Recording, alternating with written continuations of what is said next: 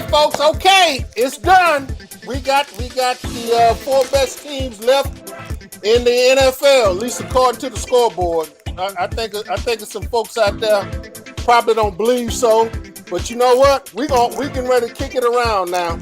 I think in my opinion, I think the best game just ended. That's just my opinion right now. I think that was the best game of all the nights. But we're gonna go back all the way to Philly, because since that's where the 49ers going to wind up at. So, I think we'll just start back there. As always, welcome to the corner. And, we got our guys here, Elwin, the MVP, Lemont. And, hey, we can ready to turn this thing. We can ready to turn this thing up, turn it out, get the dance music off. But before we do that, let me handle some little in-house situations. And we'll be. Hello, I'm Ken Ross with the Ken Ross Insurance Agency. There are certain things that are important in our lives: our health, our safety, and our loved ones. With over 40 years of experience, I've seen just how important insurance can be. I value the importance of being a part of my community and being there when they need me. Insurance is important everywhere, but being here in South Texas, it is absolutely essential. From flood, home, auto, and life insurance, let the Ken Ross Agency be your agency of choice.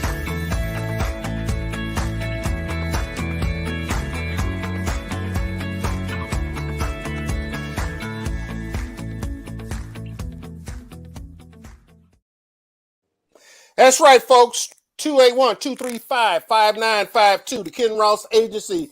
It's been my agent for a long time, and I tell you what, like he said, if you give him a call, I mean, he may sound like he's begging on the line. He's not really begging. He just say, call me.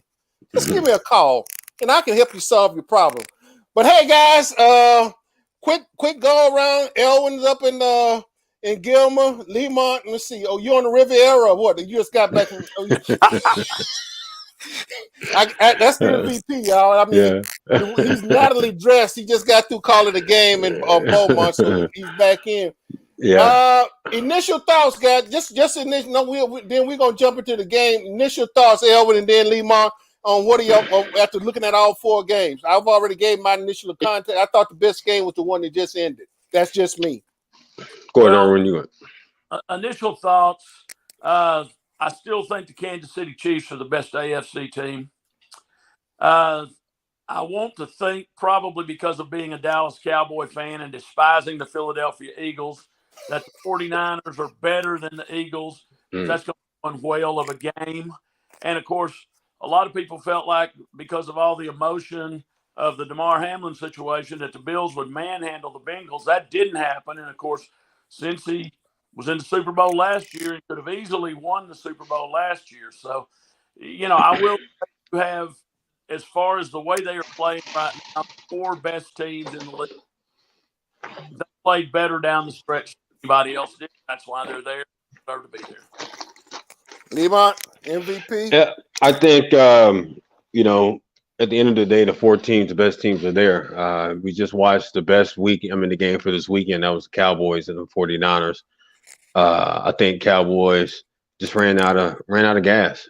They ran into a team that can go blow for blow for them on offense and defense, special teams as well. And unfortunately, Cowboys always fall in that situation. 49ers right now has their number, but it's going to be exciting to see the Eagles versus the 49ers, as well as Cincinnati versus Kansas City. And we're going to hear all week about this infamous ankle now for Patrick Mahomes. So we see how quickly that's going to heal before next weekend.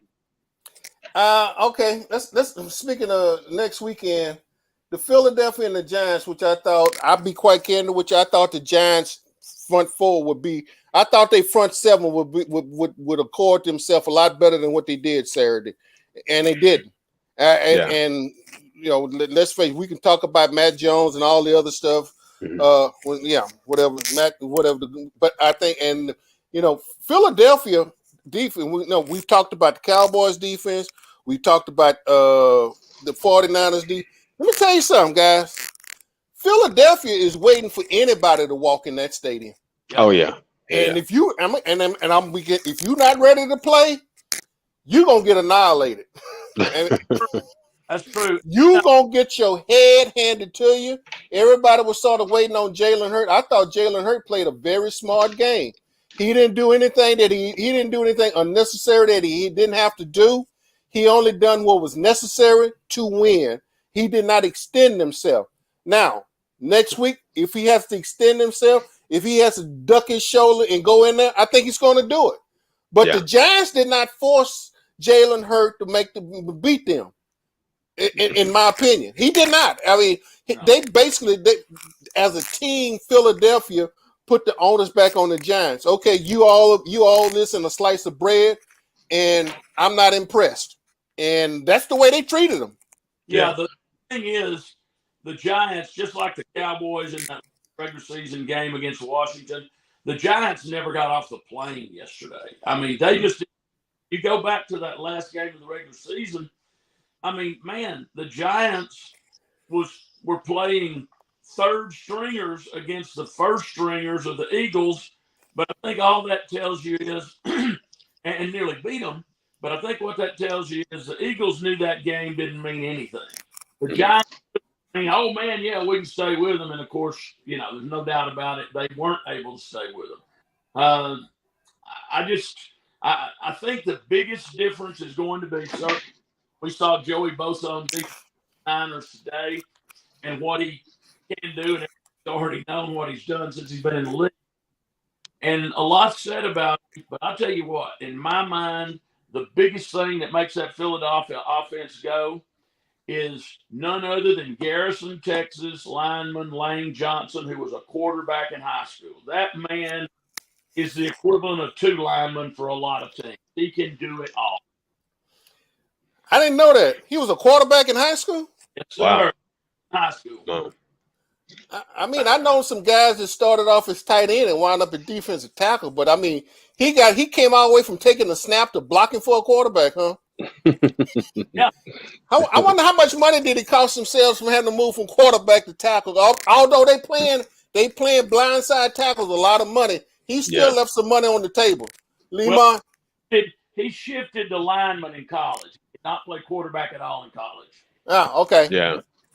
I mean, as far as the Eagles versus the Giants, it was one of those situations I believe that the Giants their celebration was winning over the Vikings. Once they beat the Vikings, it felt like that was their Super Bowl to solidify Daniel Jones, get a new contract, as well as Saquon Barkley. He's going to get a new deal. You know, playing the Eagles, this is their third time playing them this season because they play them twice in the regular season. I didn't think the Eagles felt intimidated by the Giants from the rip, playing them at home, well rested. Only thing they was concerned about was their quarterback, Jalen Hurts, and see how he was going to respond. And you saw that his performance was outstanding. He came out lights out. And after that, they just said, well, let's go ahead and treat the Giants like we always do in the regular season and just dominate them. They dominated them at home. And Giants took that moral victory. They figured that, hey, we got, you know, no one counted us to be in the playoffs anyway. So for us to be able to get this far and take this L, we'll take it. And next year we'll be a whole better team because Daniel Jones is improved as well as Saquon Barkley. But, you know, the Eagles is the team to beat, man. I mean, everything got to go through Philly. The fans is hard to play in Philly because you got the fans, you got Jalen Hurts.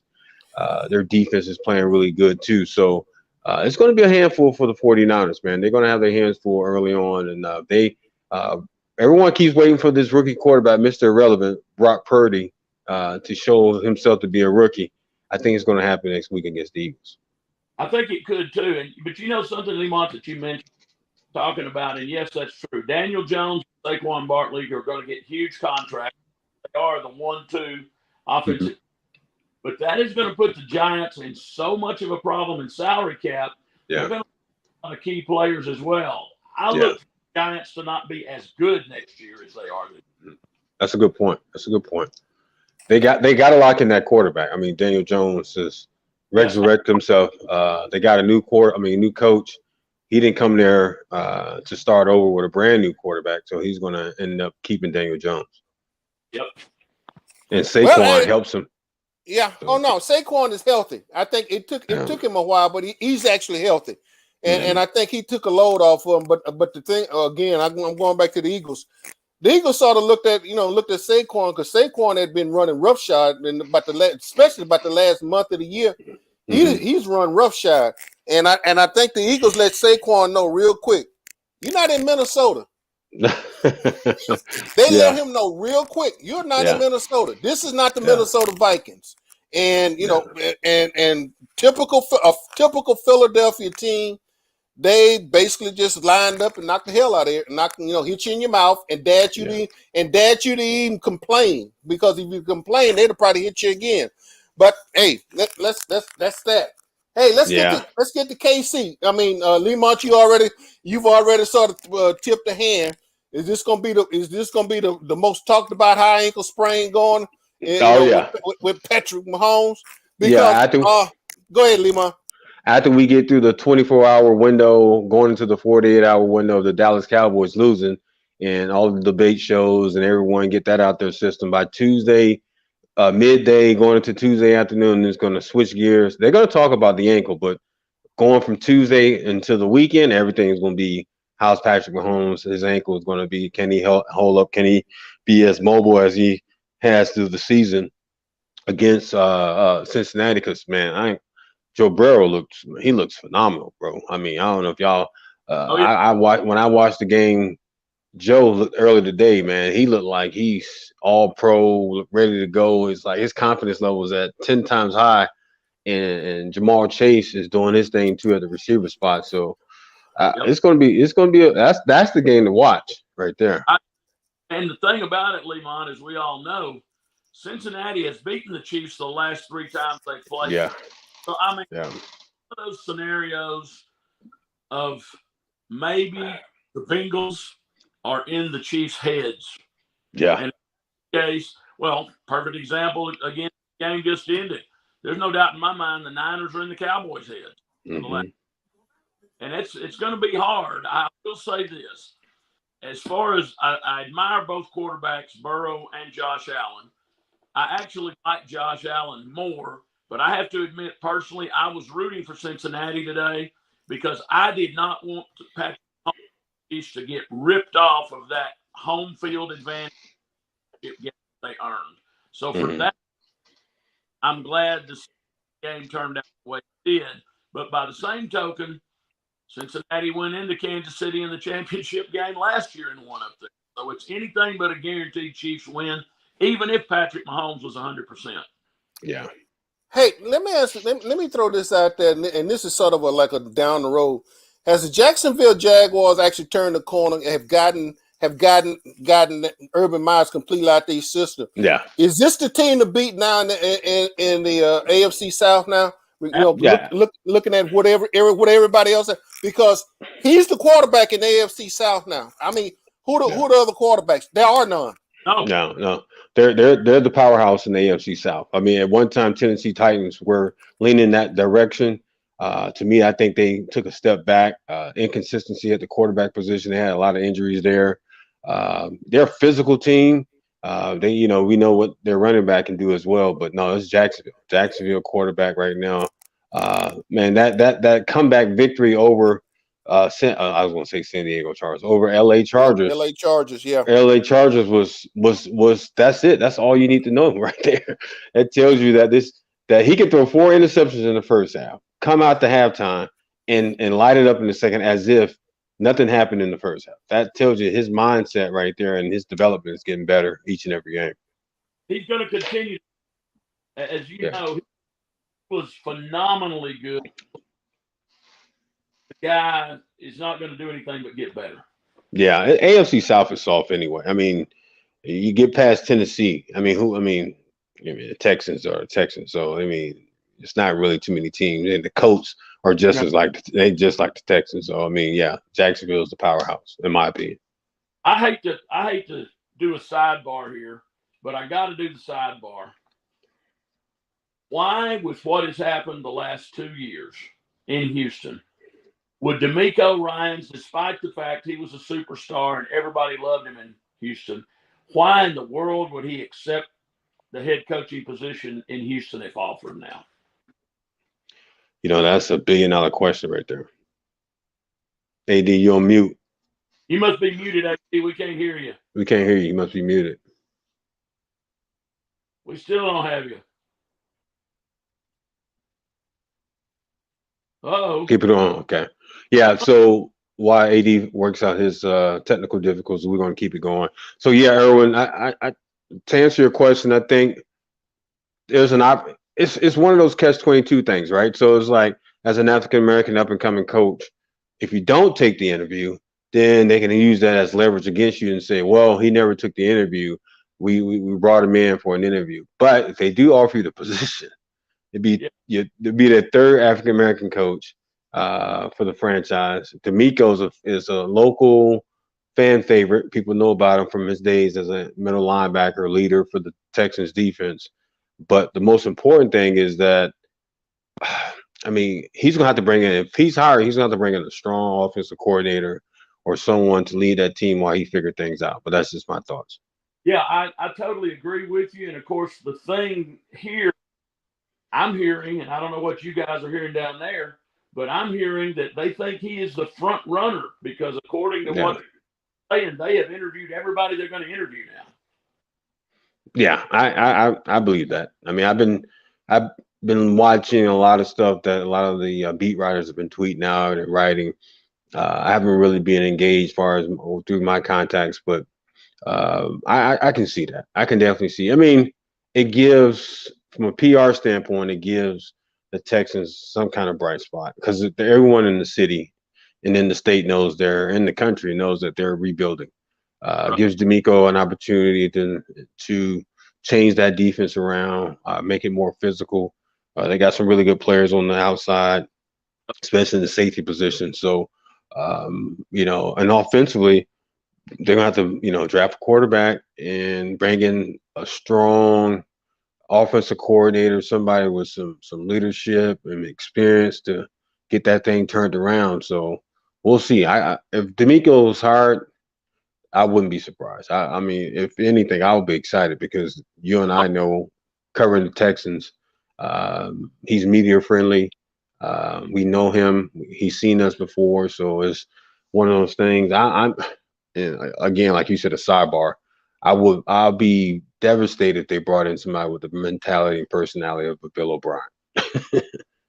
Same here. They could not do any worse. But my only concern is, in light of what they did to David Culley, in light of what they did to Lovie Smith, when there were not the pieces there to have a winning team, are they going to give him time to build it? I mean, yeah, I know he's got current credibility, #1 defense in the NFL at San Fran after 2 years, but are they going to do him the same way? And that's what concerns me about DeMeco. He deserves better. Yeah, it looks like we're about to take a break, getting the break sign from AD. Yep, and we still don't have you, AD. We still can't hear you. Well, I can't read lips. Can you, Lemont? I saw him do the break sign, so I thought he was taking a break, commercial break. Hello, I'm Ken Ross with the Ken Ross Insurance Agency. There are certain things that are important in our lives: our health, our safety, and our loved ones. With over 40 years of experience, I've seen just how important insurance can be. Hello, I'm Ken Ross with the Ken Ross Insurance Agency. There are certain things that are important in our lives: our health, our safety, and our loved ones. With over 40 years of experience, I've seen just how important insurance can be. I value the importance of being a part of my community and being there when they need me. Insurance is important everywhere, but being here in South Texas, it is absolutely essential. From flood, home, auto, and life insurance, let the Ken Ross Agency be your agency of choice.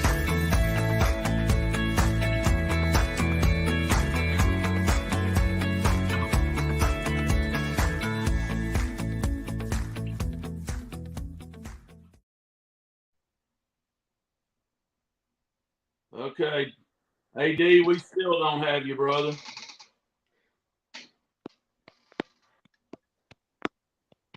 Well, what do we want to talk about till AD? You got 3, and that's all 3 finger with 3 minutes. We got 3 minutes. Not if you mean 3 minutes. No, okay, so we don't have 3 minutes. All right, let's go ahead and continue. So we recapped the Cowboys, recap the Cowboys 49. We talked about the Eagles and their game. We had the Cincinnati recap with the Buffalo Bills. And it sounds like AD's coming back in. Hold on, I heard something going. Did too. I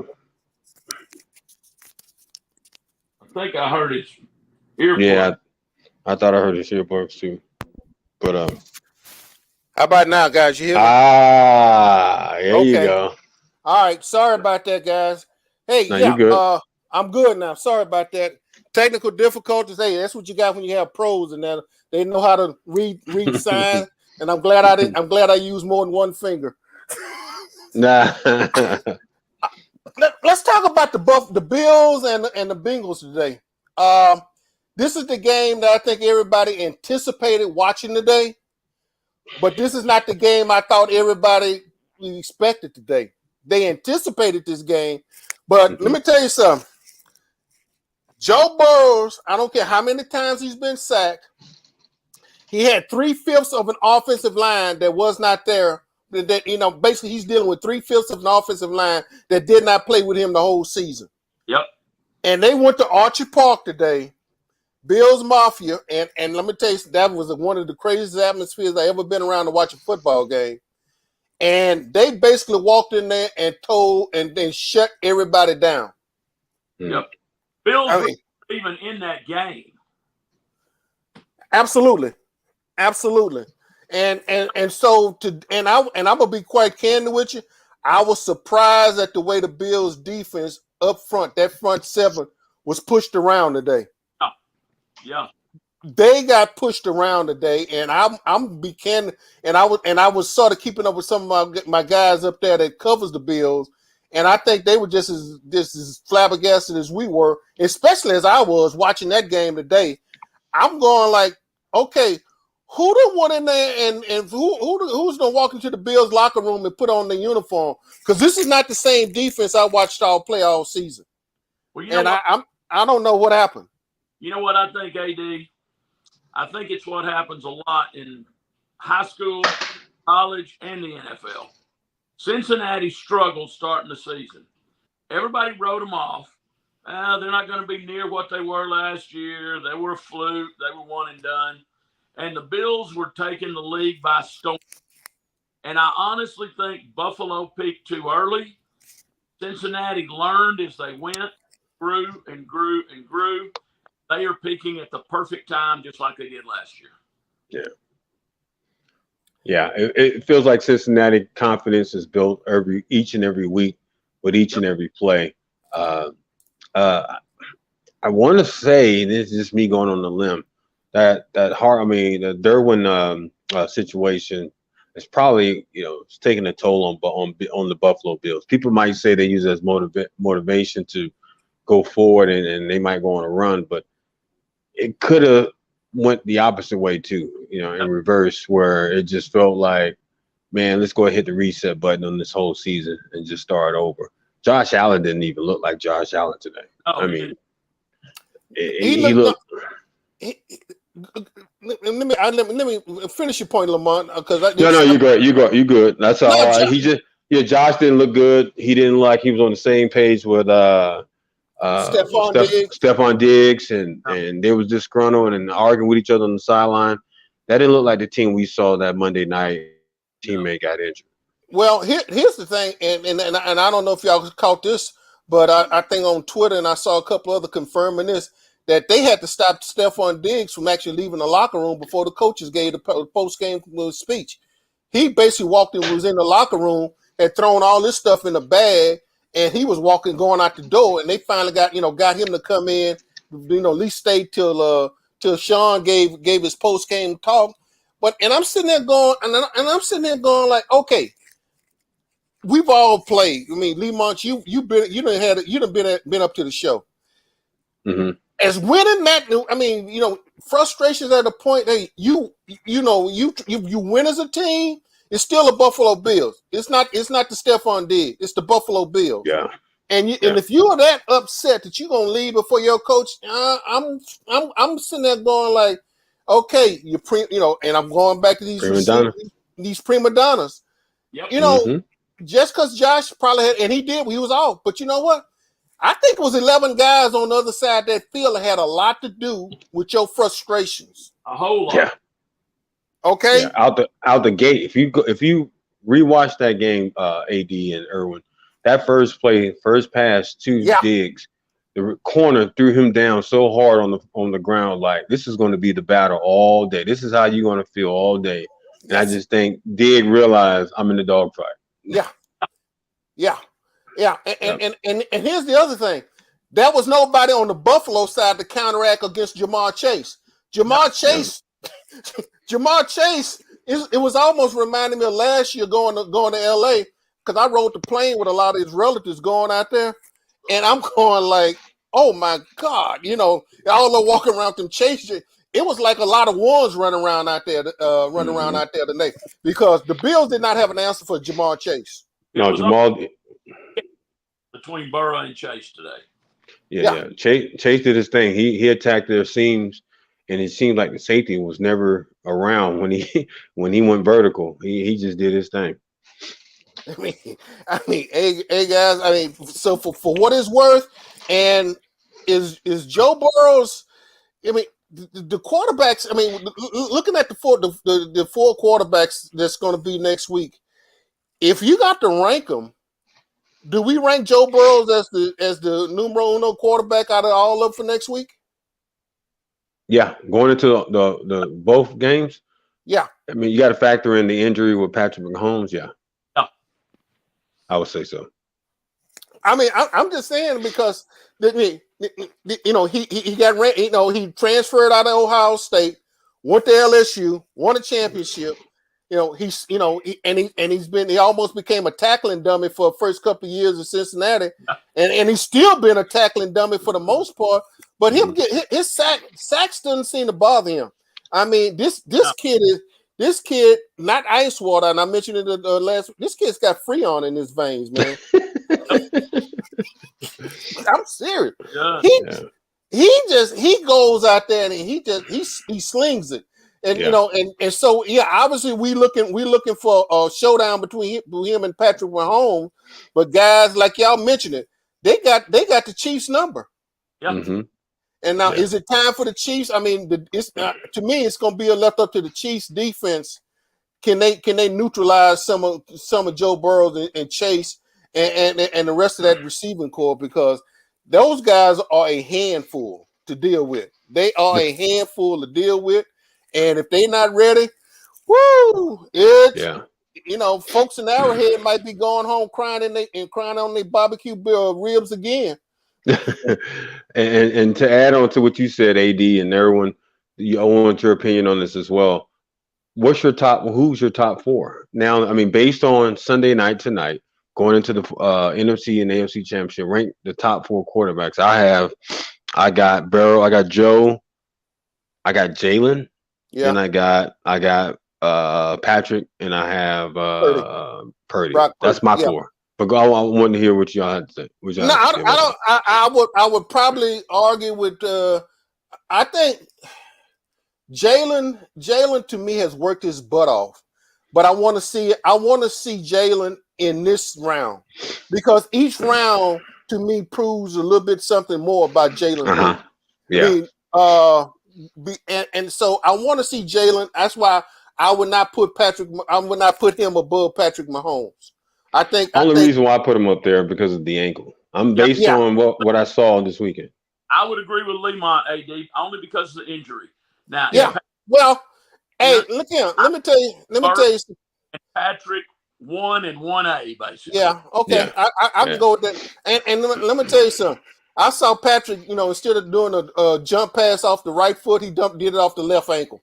I mean, so, hey, man, his drive, we're going to see when he left the stadium, he wasn't in a boot.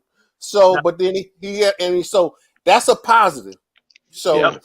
and so we'll see how that situation goes. But yeah, I like I said, that's my that'll be that would be my only difference, my only disagreement, 2 and 3. Well, But but the thing about it, I guess the question, let me ask this, guys: when is Brock Purdy gonna come back to the earth? Come back to earth? Or does this kid know what he's supposed to be doing and not doing? well, here's the thing in my book. He can come back to the earth. There's so much talent around him. All he's got to do is manage the game. That team is the most talented team in the NFL, bar none, at every position. And I think that's one of the reasons he's successful, along with the fact of not scared. And that makes a lot of difference to me. But to go back to Patrick's ankle, I just want to bring this up real quick. We've all said for years watching him that Patrick Mahomes was superhuman. I think he proved that yesterday, going back with that high ankle sprain and being able to play at all. Because a lot of times if a high school or college kid gets a high ankle sprain, they're out 4 to 5 weeks. Mm-hmm. And Pollard today gets the same high ankle sprain. He has to be carted off as is a boot when he walks off. That just shows you not only the mental toughness, but what Patrick Mahomes brings to the table. He is superhuman, but is he superhuman enough to win going up against Joe Burrow with the gimpy ankle? And as much as I'd love to say yes, I don't think so. Well, I mean, that you know what? I think right now we got 3. I think y'all probably got it's probably 1 against 3, 1 against you 2. I still think that what he does, the way nobody because Patrick Mahomes he doesn't throw that pretty nice over the shoulder pass. Patrick can throw a sidearm pass for 60 yards, and that's what we expect. We do not expect him to sit there and give us that perfect, nice picture Tom Brady-esque pose. That's not Patrick Mahomes. He throws the rock, and plus the thing about it, I think what makes him is dangerous besides Travis Kelce is the fact that he has confidence in Scanlon and all the rest of those receivers around there. The best thing that happened to him was the cheetah left, and then he got all the rest of his receivers involved as far as the Kansas City offense. And I think, to me, the onus next week is going to be on the Kansas City defense. Can they show up? Kansas City defense is going to have to show up next week because Joe Burrows is going to make them earn it all. Last game, guys, the one we just looked at, the one we just called, I thought was the best game of the whole night. What is it about Dak Prescott that he can be so efficient and effective, and then he turns around and do some of the two.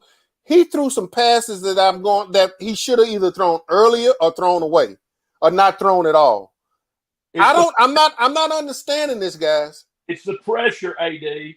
When he's got time, he is as solid as Patrick Mahomes, Joe Burrow, Josh Allen, but he cannot handle pressure. When the offensive line down, he falls apart 80% of the time. He just can't handle pressure for some reason or other. And it's hard to understand. I don't know why, but it's the pressure is what's killing him.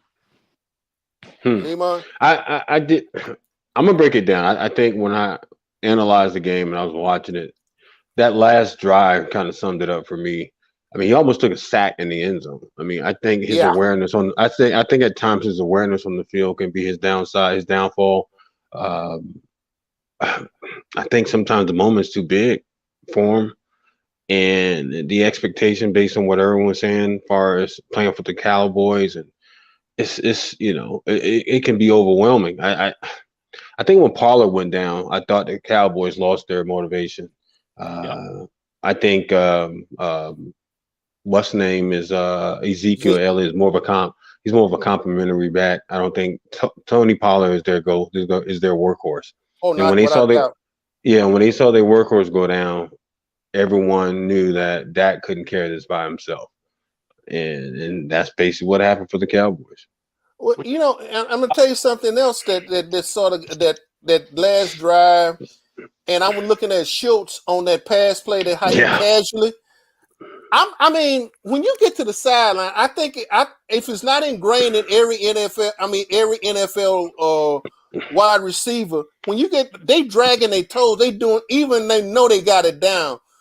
It's almost they are on their toes going out of bounds. Yeah. That was a mental error right there. That I'm just going like, what the devil? Enough. It's like he thought, okay, I got this. We're okay. And another thing, you're right, Lamont. Pollard was the workhorse and has been the workhorse all season because of Dak's huge contract that's given him to begin with. They're not going to be able to trade Zeke in the offseason. Nobody's going to take on that kind of money because obviously his production has gone down, which means Pollard's coming up in free agency. Pollard's going to be gone. There's not going to be a Pollard there next year with Zeke. So that's major problems along with salary. Yeah, it depends on how bad the ankle too. If it might need surgery, it might take him a while to get back. True. Well, if that's the case, then Dallas is going to be looking for running backs. Period. Yes. Man, that's not the only thing they're going to be looking for. I won't be surprised if the talk now of Sean Payton's coming around because. Well, Elwin, you want to go ahead? You already broke that earlier. You want to go ahead and get back at it again?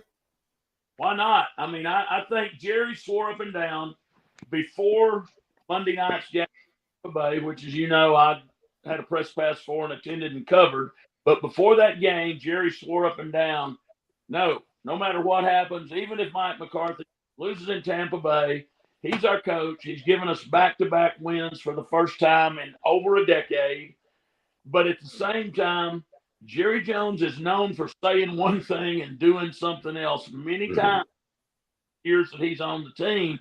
And I think with this exit and the failure to manage the clock properly there near the end of the game, I honestly think if John under the table conversation, I think it could happen. It could be the next coach of the Dallas Cowboys.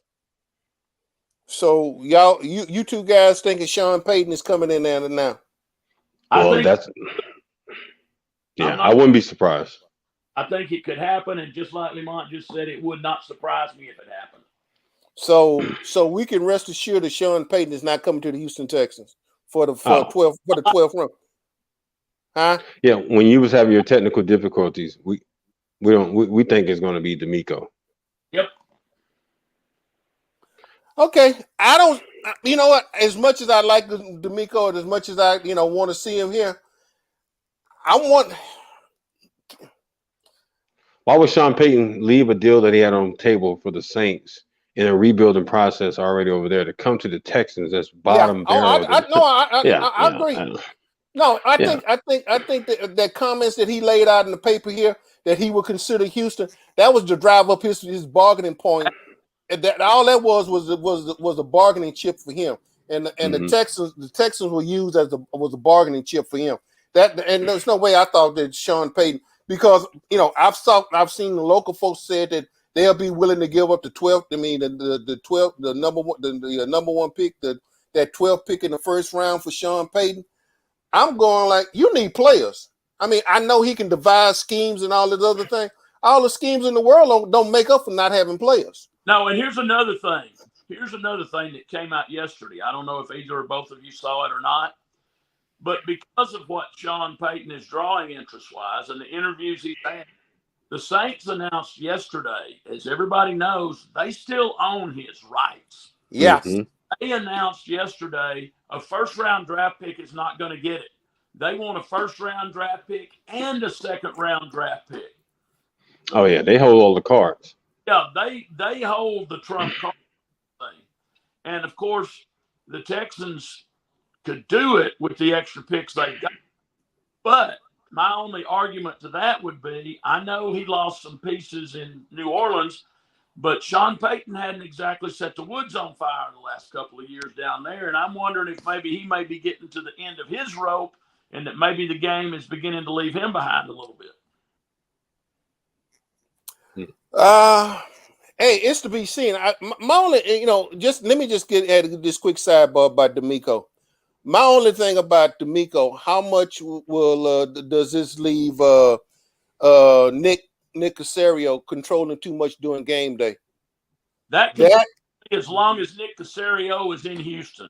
That was my concern when Nick Caserio came to Houston, and that's still my concern. That's why if I'm D'Amico Ryans, I got to think twice about that. Yeah, I think if D'Amico comes in, it could be a 2-for-1 for Nick. Nick can sneak in the lower tier guy that he wanted. I forgot his name. The guy that he wanted at Coach High School that didn't really.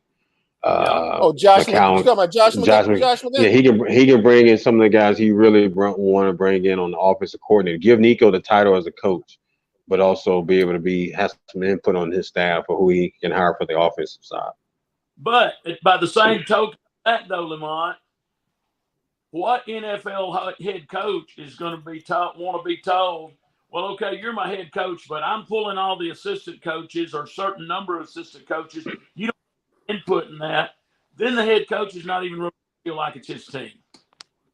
Yeah. Well, that's the opportunity that they present to D'Amico probably. It's like, I mean, you think about it, Nick ain't going to give up that much control. He's not going to surrender everything to a coach.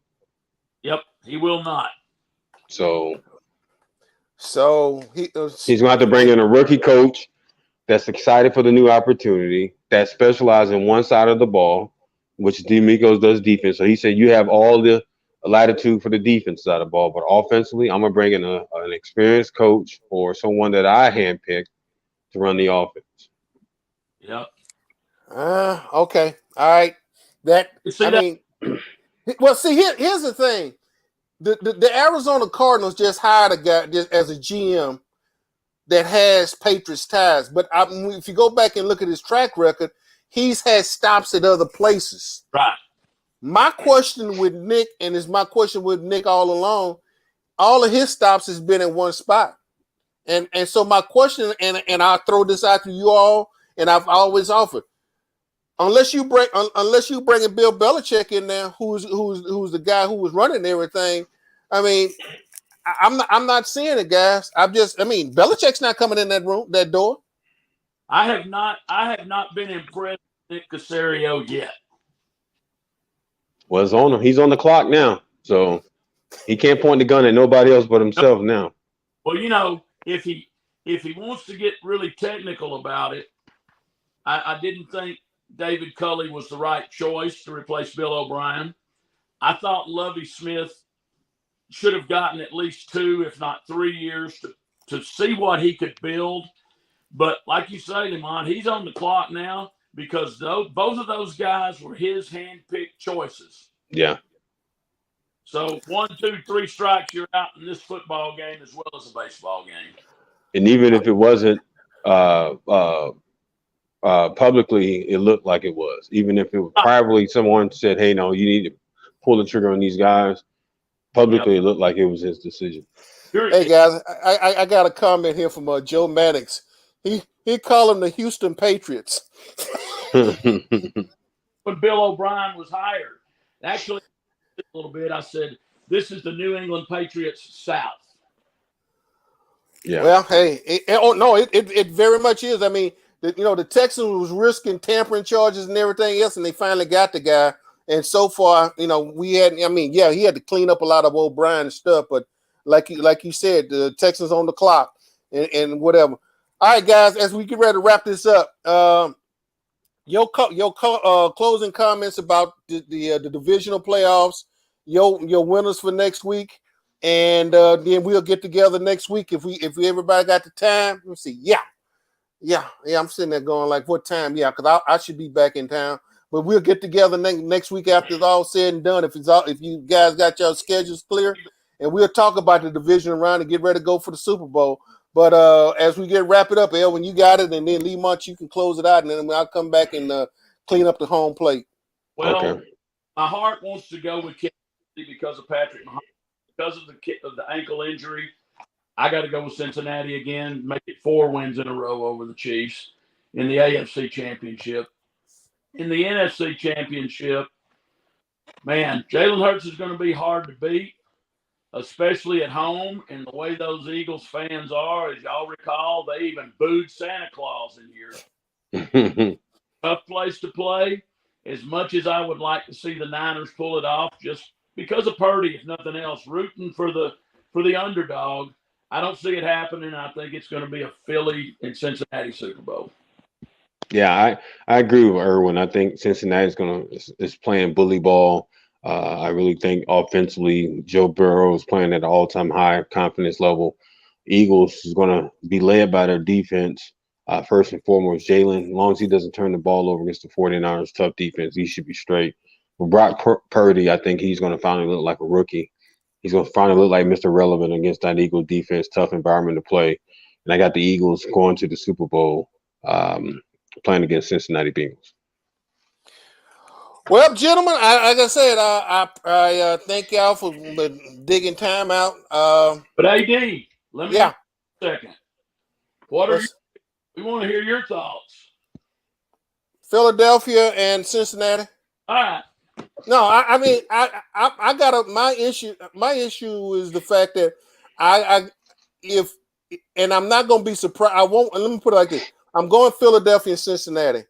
It's just that the fact that I'm like you guys. I'm not so sure how bad that high ankle sprain is. Right. He came out there, and I almost thought that the Chiefs was going to have to pick him up after each play and carry him up to the line of scrimmage, like Byron Leftwich. Remember when Byron Leftwich was that monster, and they had to pick him up and carry him? Yep. I almost thought that was what's going to happen. But I tell you what, Patrick Mahomes might be sleeping in a hyperbolic chamber all this week if that can help him to heal. But as it stands right now, with those T. Higgins, Jamar Chase, and those guys, I'm looking at what again. I think those guys are going to expose Kansas City's the defense. Mm-hmm. I think the Chiefs can score. I think the Chiefs can exploit some weaknesses on Cincinnati. But vice versa, I think Joe Burrows with those receivers, Higgins, Jamar Chase, and that whole group, I think they can match him stride for stride. And let's face it, will we get to see DJ Reader for a second Super Bowl in a row? For all intent and purposes. So yeah, I'm going that it'll be the Bengals and the Eagles, and we'll get to see channel views on Jalen Hurts, man. Mm. I mean, it's one, and I looked at his post game, and it was almost like watching his post game. The one, I think Lemont, you had his post game when it's almost like it's something about his demeanor. Mm-hmm. It's something about his aura about him that he's never too far, he's never too high, he's never too low. He's steady. And the thing about it, he's got a chip on his shoulder about as big as all outdoors. He's waiting to prove that, because a lot of folks still question, should he have been an NFL quarterback? Should he have been drafted by the Eagles that high? And the thing, I know he worked his butt off this past, and his passing, and the thing about it, he's actually throwing receivers open now. And that's the difference on an NFL quarterback, and you guys know that. He actually throws receivers open and not waiting for them to get open. He actually can throw them open now. And that's, to me, that's the difference, guys, and which Joe Burrows is doing anyway. But he's up on that level now that he can literally throw a receiver open like Mahomes. And so, Mr. Irrelevant, we'll see exactly will the Eagles just really make him irrelevant next week. But hey, guys, I appreciate it. As always, guys, thank you. And we'll hook it up next week, and if not, we'll be ready to get out to Glendale and ride it out and see what's going on out there. So hey, guys, thank you as well. Y'all take care and have a good night. Thank you. All right. All right, guys. As we get ready to wrap this up and we wrap it to the close, this NFL season is winding down. Jerry's disappointed. Got to get on this nice plane and come on back home to Arlington or wherever the Cowboys in Frisco or whatever they play, and got to figure out what's wrong there. Will Mike McCarthy get fired? Who knows? I don't know. But next week, the AFC Championship, the NFC Championship, As I already stated, I'm going with the Eagles and the Bengals to come out on top and wind up being in Glendale. So, without further ado, as we get ready to call it to a close, thank you all. Thank y'all that was listening. Thank y'all that had comments in the comment corner. And this is your man, Adolphus A.D. Moore, wishing you all, hey, have a good time. If you be safe out there. The weather's still bad. Be careful with COVID and all the pneumonia and all the flu and everything else. If you haven't gotten your shots, please get your shots. Peace, ciao. I'm out, guys, and we gone and look to see you next week.